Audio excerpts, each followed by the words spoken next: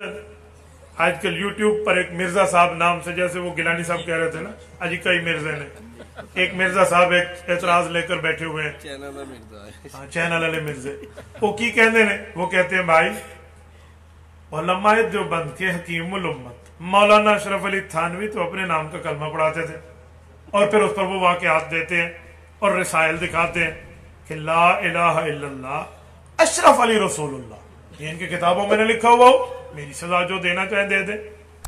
ہم کہتے ہیں جناب من، یا تو بندے کے پاس اتنا دماغ ہو، عقل ہو، سوچ ہو، فہم و فراست و تدبر و علم ہو، پھر بندہ اس میدان کا شاہ سوار بنے، اور اگر ان میں سے کوئی چیز نہیں ہے نا تو پھر اس کو اس میدان میں نہیں آنا چاہیے۔ رسالت باب نے ہمیں خود فرمایا ہے من استطاع منکم الباءۃ فلیتزوج فإنہ غض للبصر وأحسن للفرج، تمہاری جان میں طاقت ہے کہ بیوی کے حقوق ادا کر سکو تو شادی کرو، فمن لم یستطع، تمہیں کمزوری سے واسطہ پڑ چکا ہے، یہ طاقت نہیں ہے، فعلیہ بالصوم فإنہ لہ وجاء، پھر روزے رکھ لو، کسی کی بچی کی عزت کو برباد نہ کرو۔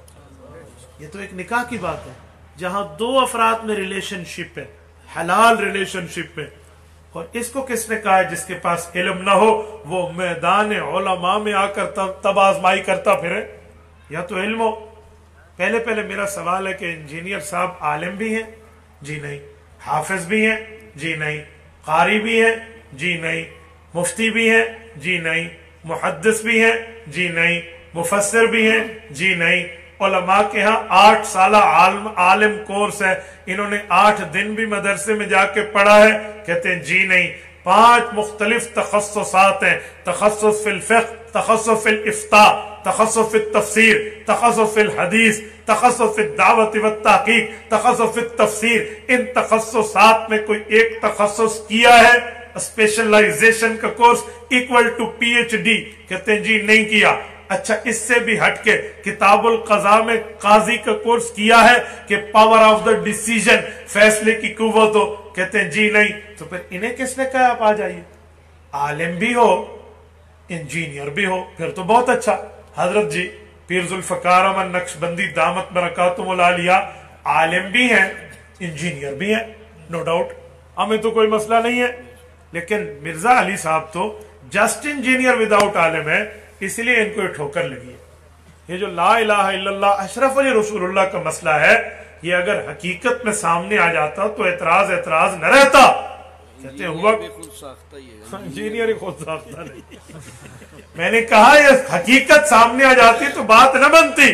عجیب وہ کیا؟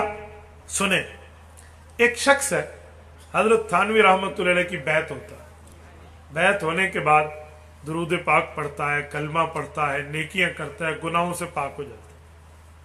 اس بندے نے رات کو ایک خواب دیکھا ہے، سنے خواب دیکھا ہے، اور خواب میں وہ اشرف علی رسول اللہ پڑھ رہا ہے، اور حضرت رسول اللہ کے نام پہ اپنے پیر کا نام اشرف علی پڑھ رہا ہے خواب میں۔ تو بہت پریشان ہے کہ کیا کر رہا ہوں۔ اسی اسنا میں اس کی آنکھ کھلی، اور خواب کا اثر جسم پہ اتنا تھا کہ وہی لفظ پڑھ رہا تھا۔ بعض اوقات ایسا ہوتا ہے آپ خواب میں ڈرے نا اور آپ کی آنکھ کھلے تو بندے پہ گھبراہٹ جسم پہ محسوس ہو رہی ہوتی۔ یہ خواب میں کبھی خوش ہونا تو بعض اوقات بندے کو خوشی محسوس ہو رہی ہوتی۔ اللہ جس کو نصیب کرے کبھی زیارت رسالت مآب الاسلام کی زیارت ہونا تو اٹھنے کے بعد بھی وہ چاشنی موجود ہوتی، اثر رہتا ہے۔ تو بندہ کہتا ہے جب میری آنکھ کھلی نا، وہی غلط کلمہ پڑھنے والی کیفیت میرے اوپر چل رہی ہے، اور میں منہ سے کہہ رہا ہوں، میں زبان پکڑتا ہوں، کیا ہو گیا تجھے بابا، کیا غلط پڑھ رہا ہے؟ زبان پکڑتا ہوں، رکتا شکتا کچھ بھی نہیں ہے، میرے اوپر اثر ہے، ہو رہا ہے، آخر ایک وقت میں جا کر رکا، مجھے اس خواب کی تعبیر دے دے۔ اب اکاڑا کے مسلمانوں مجھے جواب دو، یہ بندہ حضرت تھانوی کو نبی مانتا ہے، حضرت تھانوی کے کلمے کو کلمہ مانتا ہے؟ وہ تو خود کہہ رہا ہے میں غلطی کر رہا ہوں، میں ٹھیک پڑھنا چاہتا ہوں نہیں پڑھ سکتا، اس کا معنی ہے وہ ٹھیک کلمہ تو محمد الرسول اللہ سمجھتا ہے۔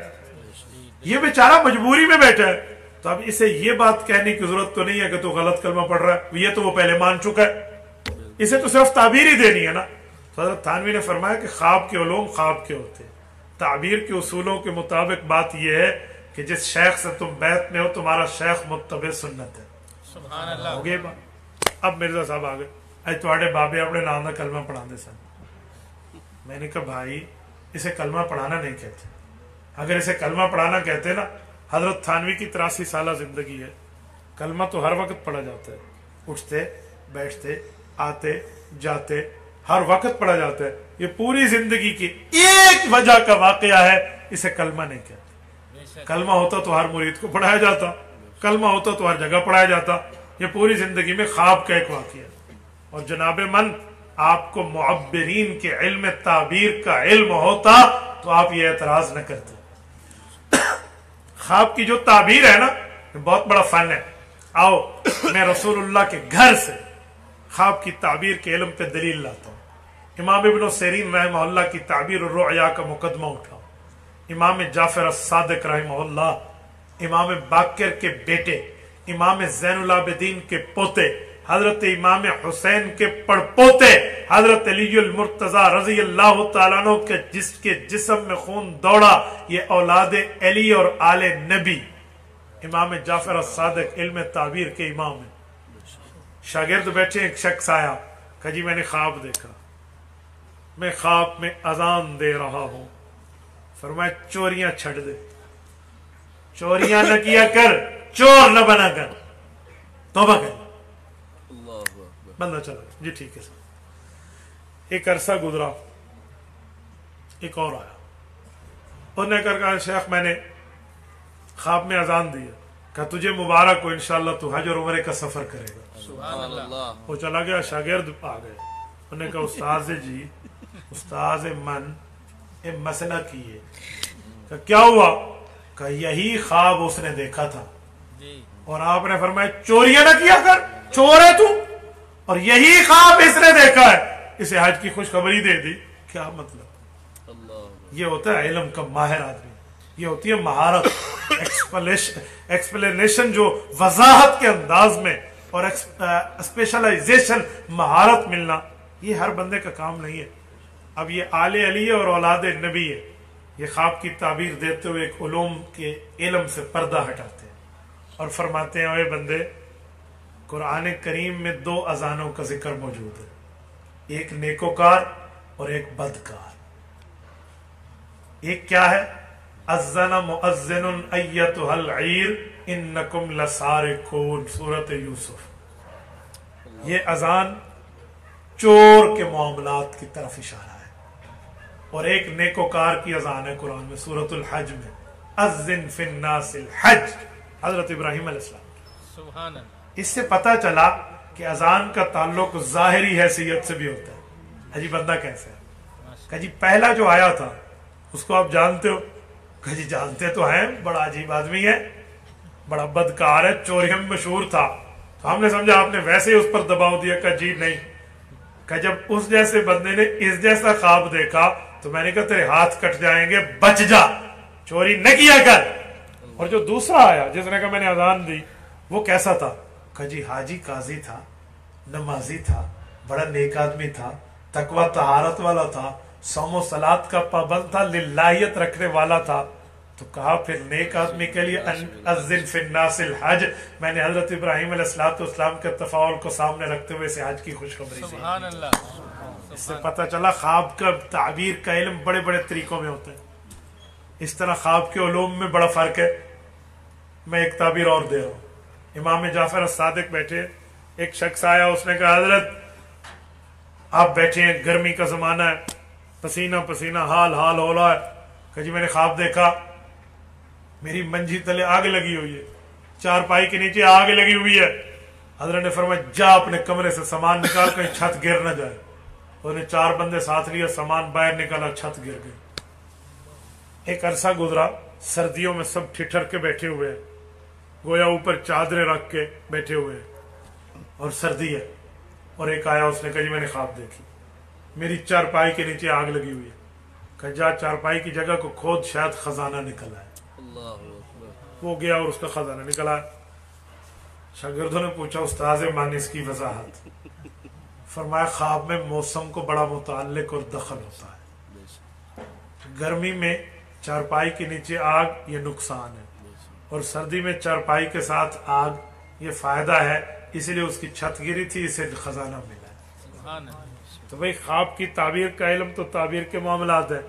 انجینئر صاحب نے بیٹھ کے نہ نہ کر کے پھکیاں دینی ہے، اسے کیا پتا علم تعبیر کسے کہتے ہیں؟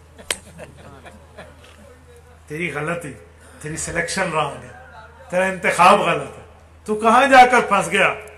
بھئی یوں نہیں ہے، وہ جیسے ہمارے وہ سناتے رہتے نا، کتے مہر علی کتے تیری سلی، ٹھیک ہے؟ ایک گستاخ اکھیاں جتنے لڑے کھڑوتے رہے نا، انہاں تو پوچھو تو کتے پہنچ گئے؟ آپ نے علم لینا ہے تو علماء کے پاس آئیے، اہل علم کے پاس آئیے، اہل تقوی کے پاس آئیے، اہل اللہ کے پاس آئیے، اہل التقوی و اہل المغفرہ کے پاس آئیے، پھر آ کر آپ کو آپ کے علوم سمجھاتے ہوئے نظر آئیں گے۔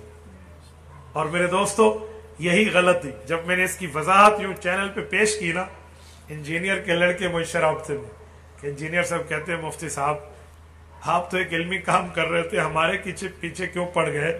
میں نے کہا پولیس کا کام ہی ہوتا ہے چوروں کے پیچھے پڑتے ہیں، علمی کام کر رہا تھا تبھی تو بد علم والوں کے پیچھے ہم آ گئے، ورنہ ہم تمہیں صاحب العلم سمجھتے، ہم تمہارا رد کرتے۔ یقین مانیے اتنا جھوٹ بول کے یہ بات کی ہے، آج تک دلیل کی دنیا میں اس بات کو نہیں سمجھا سکتے۔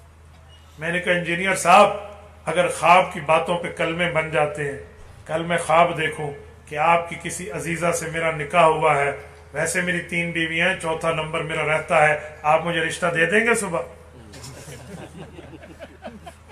آپ دے دیں گے؟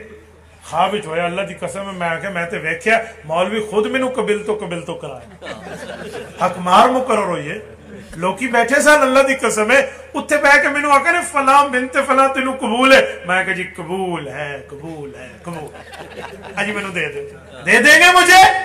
کہیں گے جی خواب کی بات ہے، خوابوں کی دنیا میں رہتے ہو انجینئر صاحب، حکیم الامت کی خواب کی تعبیر بھی خواب کی بات ہے، آپ بھی خوابوں کی دنیا میں رہتے ہو۔ لیکن مسئلہ یہ ہے میری نوجوان نے سمجھا کچھ نہیں ہے، اسے معلوم نہیں تھا، یہ بیچارہ اس کی رو میں بہہ گیا، یوں نہیں ہوتا بھائی۔ تبھی میں ان لوگوں کو کہتا رہتا ہوں اجی انجینئر صاحب نو ایڈا شوق ہی ہے نا تو بہا دے ہوئے ساڑھے نال، اسی گل کر لینی ہے، آپ بٹھا دے ہم بات کر لیں گے۔ کہتے جی وہ کہتے ہیں مجھے اماں نے منع کیا ہے مناظرہ نہیں کرنا، اجی ایک باری کر لے پھر تینوں اب بھی منع کرنا ہے، مولویوں نے مگر نہیں لگنا، ٹھیک ہے ایک بار بیٹھ تو جاؤ۔